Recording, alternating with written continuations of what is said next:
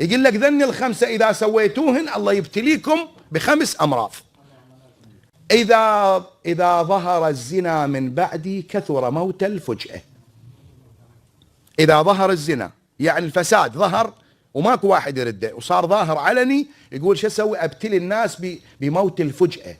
احنا قبل مات فلان، ايش بيه مات؟ والله ما بي شيء، تو يمنا متعجبين مات فلان وهو عمره 60 ما 70 سنة.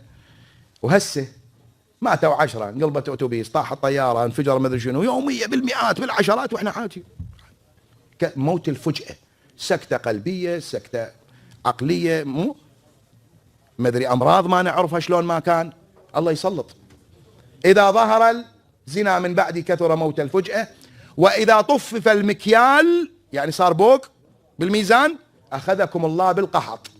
كله يصيح ماكو، اللي عنده يصيح ماكو، اللي ما عنده يصيح ماكو. اذا صار بوق بالميزان يعني شنو؟ يعني تاخذ كامل وتعطي ناقص، تصعد. ترى البوق الميزان مو بس هذا الكفتين وهذول اهل الطماطم المساكين احنا مشلبين بهم، لا، كل واحد ياخذ كامل ويعطي ناقص. موظف كان، ولد كان، ياخذ تربية من ابوه، مصرف، خرج كله، بس ما يجاوب ابوه الجواب الصحيح، ما يجيب درجات تريح قلب ابوه، ما عنده اسلوب، هذا مطفف.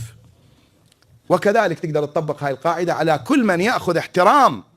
انت تحترمني وانا ما ارد عليك الاحترام، فانا شنو؟ مطفف، لان انت جاي تحترمني على ما لا احترمك.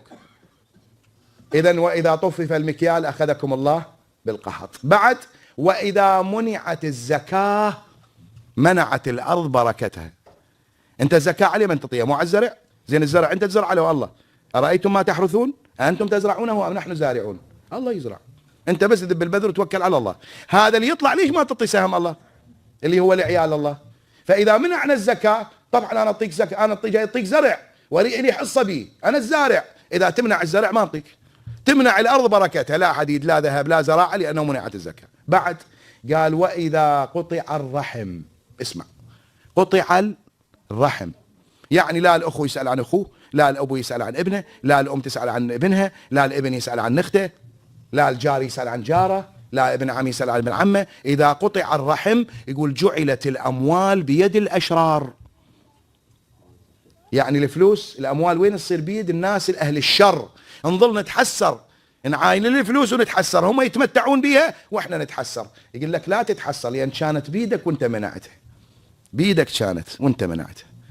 بعد واذا ترك الامر بالمعروف والنهي عن المنكر يسلط الله عليكم شراركم فيدعو خياركم فلا يستجاب لهم.